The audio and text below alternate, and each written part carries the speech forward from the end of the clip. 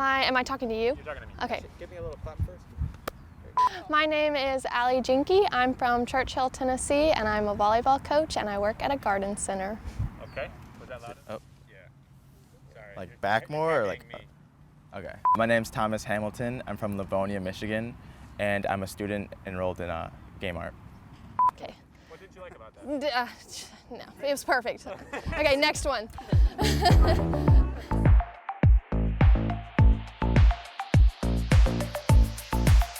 Welcome to Huntington Beach, California, and Spikeball's Co-Ed Summer Series. And don't let Cali's laid-back atmosphere fool you. Some of the world's best round net will be on display. The road won't be easy, but for one of these duos, the prospect of taking home the crown will soon be a reality. Welcome to the Spikeball Co-Ed Summer Series. I'm Mike White alongside Kalin, Miramontes. We got a big game coming up for you here. Game 3, semifinal A. Rivadeneyra and Jenki versus Jenki and Hamilton. Kalin, what are you looking for in this match here?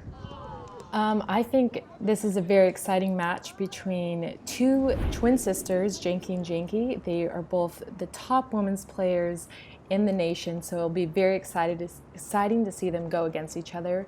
Ryder and Thomas both have very strong serves, so that will be very interesting to see as well. You have to believe there's some sort of rivalry between the sisters, even though they play together on the women's scene. A big chase down there from Jenki, but not enough that time. It was a good track down, and that's some good defensive chemistry. Just a little split on that touch, but she's able to follow it up, and a little off, but not a bad attempt from Hamilton. This is going to go over to Allie Jenki, the other sister, is serving.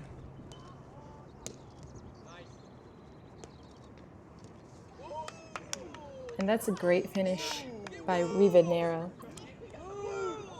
2-1 Allie serving, 2-15. Allie Jenki to serve this time to Thomas Hamilton. That one's into the front rim, so she gets a second chance to serve as there are 2 faults allowed in round net. That's an easy 1-2-3 there. Kalin, can you tell us about the no-hit zone? Yes, so the no-hit zone was introduced this year in 2021, and it is a zone around the net, 1.5 feet zone around the net, where you cannot step into it or follow through in it when you hit a ball on the net. And you'll see a lot of players trying to navigate around that. Thomas Hamilton, one of them with great footwork. He's also known for ambidextrous serving. Let's learn a little bit more about Thomas. So one of my strengths would be being able to use both hands to a higher level. So the non-round net stuff I did to improve my left hand was just a lot of daily life type things like picking my hair or brushing my teeth or just eating. When it came to round net specifically, serving was like a huge thing, and just focusing on setting and hitting, it was just really important to like just keep working on it, keep grinding, especially at practice, and yeah, eventually grew into what it is now. Back to the action. Rivadeneyra to serve here. He's also pretty ambidextrous with it. Does some fake there and gets Jenki, but it's actually a little bit of a pocket, so they're going to go for a second serve here and see what he has. This time hits rim, so that's a fault. Back over to Olivia Jenki, strong server in herself. She's actually known as one of the best women's servers in the world, so excited to see different aces for her this game. On top of that, some strong defensive play as they chase that down. That's the second time we've seen them come close, but a little too far. That's kind of what happens when the other team chooses to opt to just send it far. The team will get touches, but it's really challenging to bring it back. Now Allie to serve. Almost opts to play that as Hamilton, but Olivia says no, and they're going to go back to Allie, and Allie's smiling about it. She goes for her second attempt here. This time gets it on easy, set up nicely, and split right through. Kalin, we see them all launching it really far. Is that the strategy you should use here? I think it's definitely one strategy, and I feel like you have to know your opponent.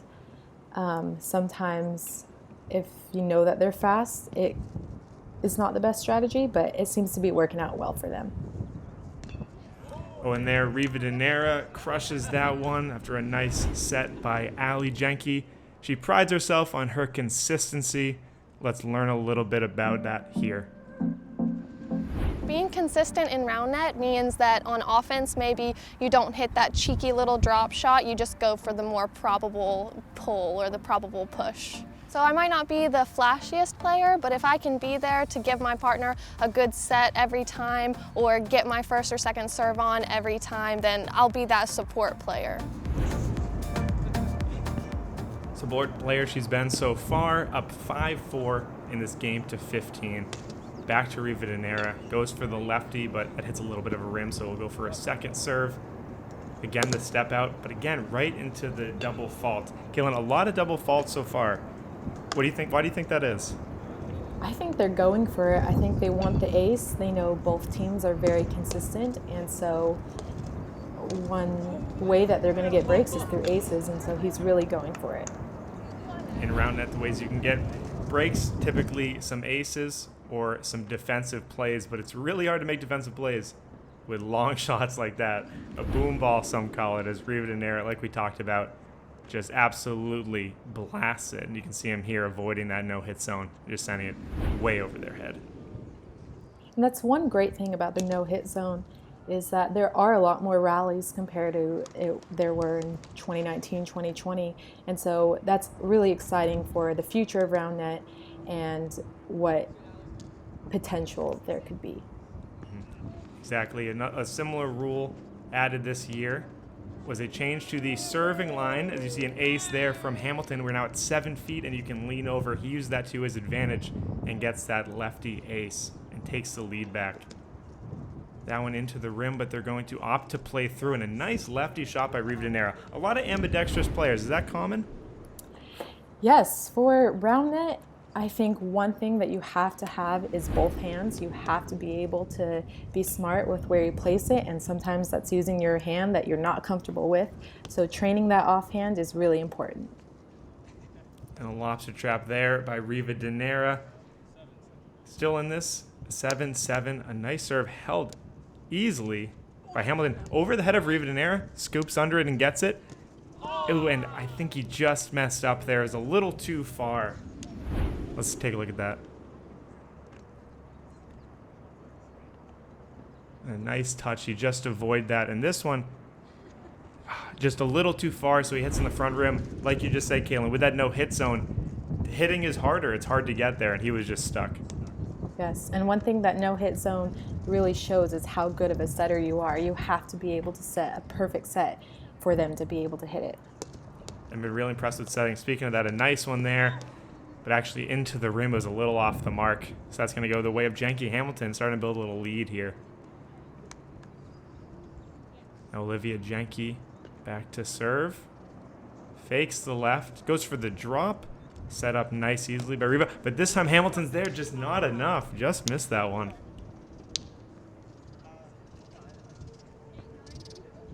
Now Ali Jenki back to serve, trying to get this break back in this game to 15.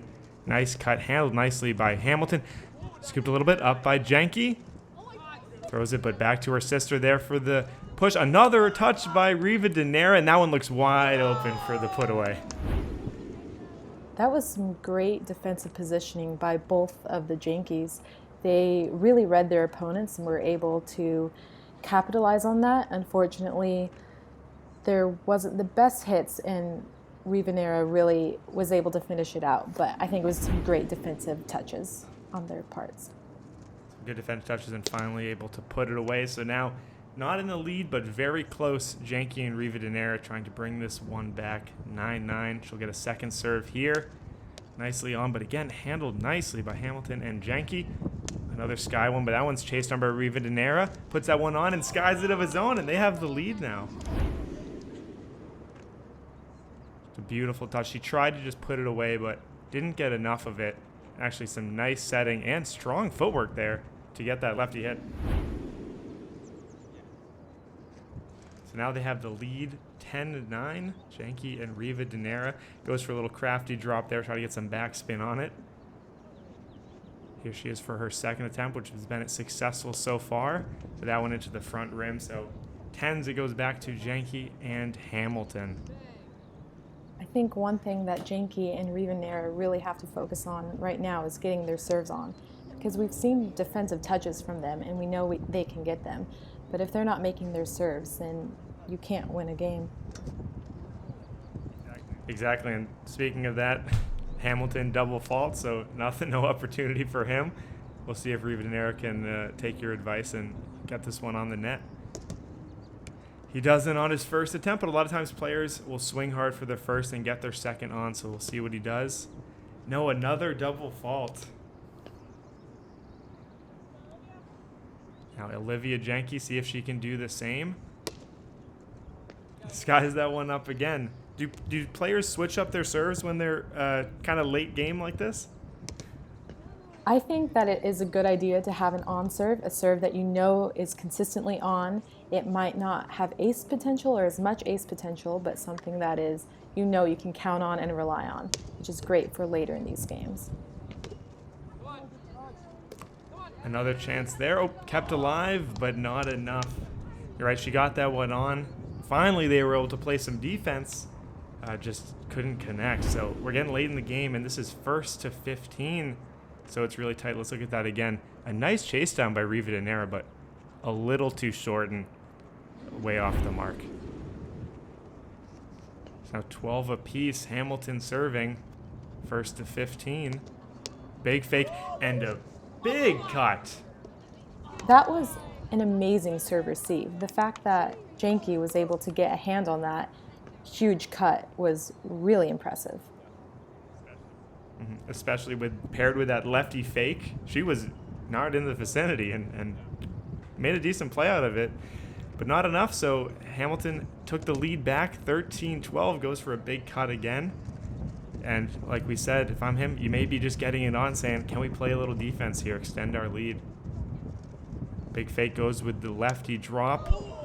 Put away, he gets the foot up there. Oh, let's look at that again. A nice drop. And I think, Kalin, is this just a, I have no chance, let's try to do it? I don't know. I think he could have got there with his body, but I don't know, maybe style points, and it definitely was very cool, so it may be worth it. Maybe worth it. So back to Rivadeneyra, faults on his first one, so needs this one. Only 2 opportunities left to take that lead back. Opts for a drop himself. Gets the body touch there and tries to chase it down, but not enough.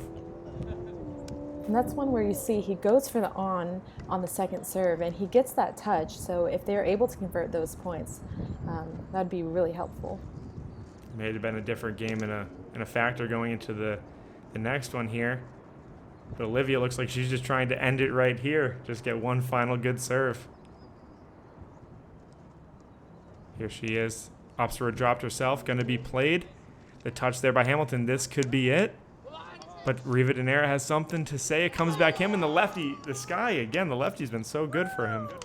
Yeah, Rivadeneyra has really been putting those over their head and really sending those very far, which I think is very smart for this game. It's been working, and now it's back to Olivia Jenki. Game point here. Set up easily. And a nice backhand just out of reach, and that locks in the game for Jenki Hamilton. Let's look at this again. We haven't seen that hit so far. That was a great shot by Jenki. And Jenki Hamilton take that game 3, 15-14. This has been Mike White with Kalin Miramontes. Hope you enjoyed.